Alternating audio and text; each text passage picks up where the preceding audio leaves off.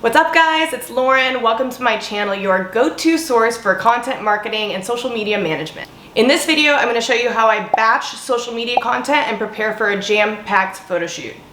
After years of practice, I've really learned how to maximize my photo shoot. When preparing for a photo shoot, there are a couple different steps that I take to give myself peace of mind and prepare the people that are involved. If you're new to social media management or just trying to create content for a business or blog, this might seem like a daunting task to get all these documents done for a photo shoot, but I promise the time you put into it is so worth it in the end. I find it's best to formulate your idea and your messaging before you even start grabbing photos inspiration. This may look like collaborating with your team members, or if you're a manager working with a client to figure out what the messaging is, and then browsing through Pinterest and Instagram or social media to figure out how you want to direct that message. Once you've defined your messaging and direction, you can start to pull images. When you start to pull images for inspiration, think about the colors that you're using, the contrast, what's the lighting like, what kind of props are being used, are there people involved? All of these factors are really important when planning for a photo shoot, and it will help you identify logistically what you need to do to prepare. So let's talk a little bit more about your mood board.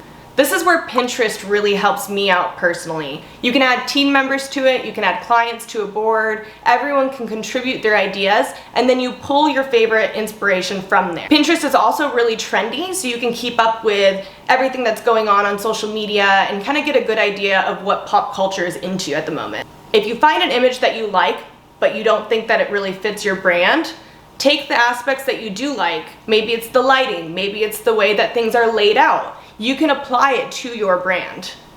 For example, one of my favorite accounts to get inspiration from is Sweetgreens, which is a salad company. I use them all the time for restaurants that are not salad driven, but there are aspects to their photos that I take and I apply it to the brand that I'm making content for. There are so many ways that you can make something your own by just tweaking little things. If you're a social media manager, you may want to take the images that you like best and put it in a keynote presentation to show the client the direction that you'd like to take. Once you have all of your photo inspirations that you'd like to use, it's time to dissect those into rows and columns. What I mean by that is my shot list spreadsheet that I live for. I'll show the template that I use here. You can see the different fields that I have, the type of angle it is, what the background is, where is the location. What you'll end up with is a clean and easy to organize spreadsheet of the images that you want to achieve. This will make it really easy for you to organize by location or maybe by model or props when you're at the photo shoot. If you're running a professional production, time costs money. Photographers are hourly, sometimes the location even costs money. You don't want to waste time looking for certain props or trying to improvise because you don't have the stuff you need. When scheduling people in a photo shoot, I like to do about an hour or so block. That way I can mix and match the groups and get all the shots that I want in that 1 hour. But always expect shots with people to take a lot longer than just product shots. There's lighting, there's different personalities to consider, there's hair and makeup that needs to be fixed. Always anticipate shots with people in it to take a little bit longer than you expect to. When it comes to models, don't expect someone from the production team to be able to jump in, even just to hand model. This is where it's really important to have an assistant on hand, or at least someone that you know will have their hands available for those kinds of shots. Mix it up a little bit so your content doesn't fall flat. In addition to your shot list, you'll also want a production timeline.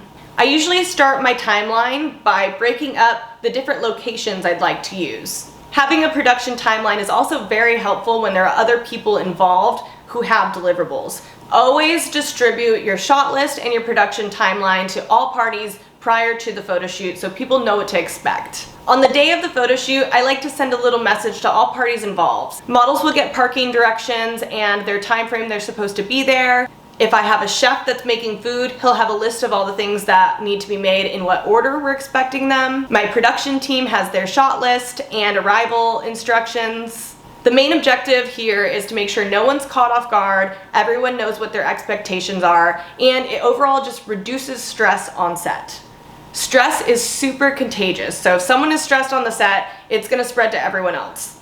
And ultimately, you don't need to be stressed if you've already prepared. You also want to leave a little room for creativity. Maybe something spontaneously pops up and it's not on your shot list. Just roll with it. It could turn out to be the best piece of content that you've created.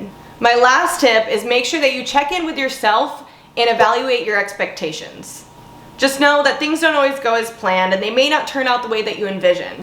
Take these steps and I promise your content plan will improve. It may seem like a lot of extra work, but at the end of the day, it makes things run seamlessly and prevents you from having to reshoot. Not to mention, you'll have a lot more fun with it.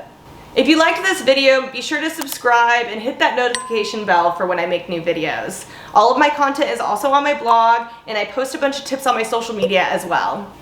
Happy planning, and I'll see you in the next video.